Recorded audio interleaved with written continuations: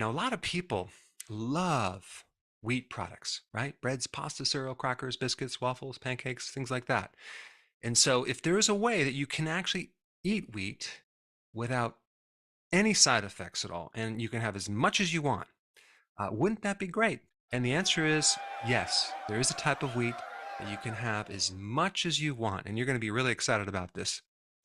Well, I think I'm a little bit sarcastic, but you can have wheat in the form of wheatgrass. That's right, wheatgrass. Well, you're probably not too excited about that. But today I'm going to talk about some really interesting benefits of wheatgrass and what it can do for your health. Now, full disclosure, I do sell wheatgrass juice powder. Okay, I'm just telling you that before I start this video. And secondly, I'm not going to make any claims that consuming wheatgrass juice can do anything for your health, prevent anything, help reduce the risk of any diseases. I just want to explain some of the research, and there's some really interesting things about wheatgrass that I want to share with you. So what is the difference between wheat that you would use in making breads and pastas and things like that versus the wheat in the wheatgrass juice? Well, with all the breads and pastas and cereals and crackers, that is made with the seed of the plant, okay? The grain. And wheatgrass is without the seed. It's the actual plant that the seed grows on. And so you're consuming this in the microgreen phase, which is usually about 7 to 8 to 9 or 10 days. A lot of different opinions about wheatgrass juice, like it's the new age espresso. People use it in different cleansing detox programs. But I think the health of the wheatgrass is dependent on what it's grown on. So if you're going to the health food store and you're buying wheatgrass in trays that's grown on like this fiber coconut or nothing at all versus it grown on actual soil, I think there's a big difference in nutrition. Also, you have products that are wheatgrass powder products versus wheatgrass juice powder. Very, very different. The wheatgrass juice powder is way more concentrated because it doesn't have any fiber in it. And it takes a tremendous amount of wheatgrass to make just a little bit of that wheatgrass juice powder. And there is several advantages of doing the wheatgrass juice powder because especially if you have irritable bowel, inflammation in your gut, you can't do fiber. I mean, it's pretty bizarre to think celiac disease, right? Which is a severe intestinal inflammatory condition where you're getting destruction of the lining of your colon comes from gluten, which is in wheat products and other grains. Yet, if you did the wheatgrass juice powder, it would not create that effect because there's no gluten in wheatgrass at all. So that's interesting. It's like opposite ends of the spectrum. The gluten is contained in the grain, which occurs later in the plant's cycle. If you capture a baby plant when it's very small, you avoid any of the grains. But it also means that you avoid a lot of the other things that are bad too, like the anti-nutrients, like phytic acid, which blocks the absorption of certain minerals. So there's very, very low, if any, phytic acid in wheatgrass.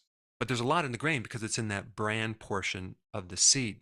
Then you also have a great reduction of the tannins, which are also kind of toxic to people. And there is a much, much lower amount of oxalates, which can lead to kidney stones and can create arthritis or inflammation through the body. So with the wheatgrass juice, you have this interesting, very low anti-nutrients, no gluten, okay? It's actually low carb, and you get higher levels of nutrients, okay? Vitamin C, the precursor to vitamin A, beta carotene. You have a lot of the trace minerals, the minerals, and of course that depends on what it's grown on as well. You get the B vitamins, you get folate. And what's interesting, we had our wheatgrass juice powder tested, and there were high levels of B12. Now, first of all, plants don't make B12.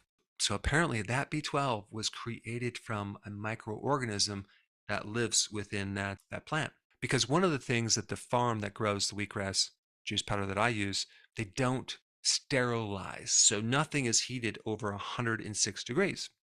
So you have microorganisms living that can survive that temperature. And so that can add an additional benefit. There's even 17 amino acids in this wheatgrass juice, but I don't even consume it for the vitamins.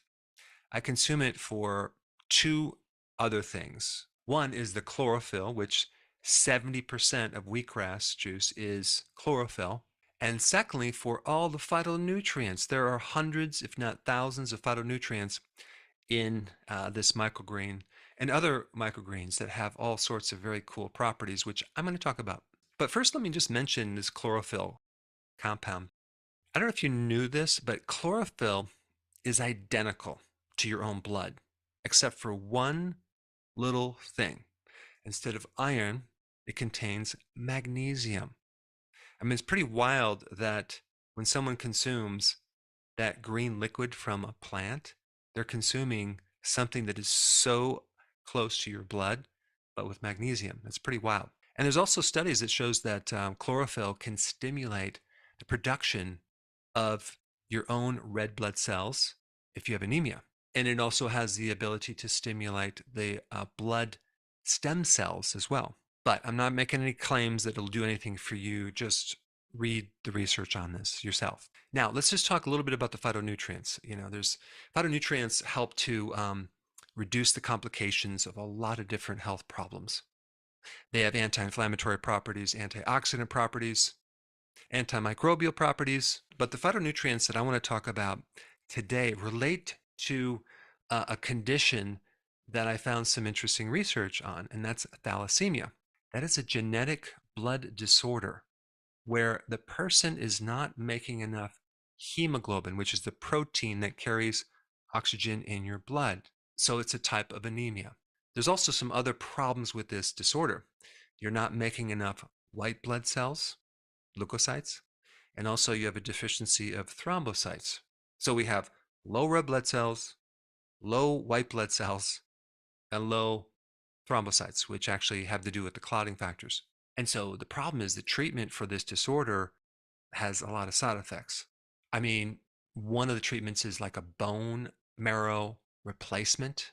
Other treatments involve bone marrow stimulants, blood transfusions, etc., etc. But there's some alternative treatments that they're trying with some pretty good effectiveness, and that has to do with wheatgrass. And they found through a research experiment, which I'll put down below, that there's something in wheatgrass juice that can increase your white blood cells, that can increase your red blood cells, that can also increase your thrombocytes. And so it's very good for anemia. But I want to mention again, this is just educational. I'm not making any claims it's going to do anything for you at all. Now, it's very, very inexpensive to make your own wheatgrass juice just by growing it. I highly recommend that you grow it in a tray of soil, okay? And it only takes like 7 days to grow it. So you can actually juice your own and use that tray to juice and then take your own shots. That would be a very inexpensive yet super healthy way to get these phytonutrients. And since we're talking about concentrated phytonutrients, if you have not seen this video, you should check it out. I put it up right here.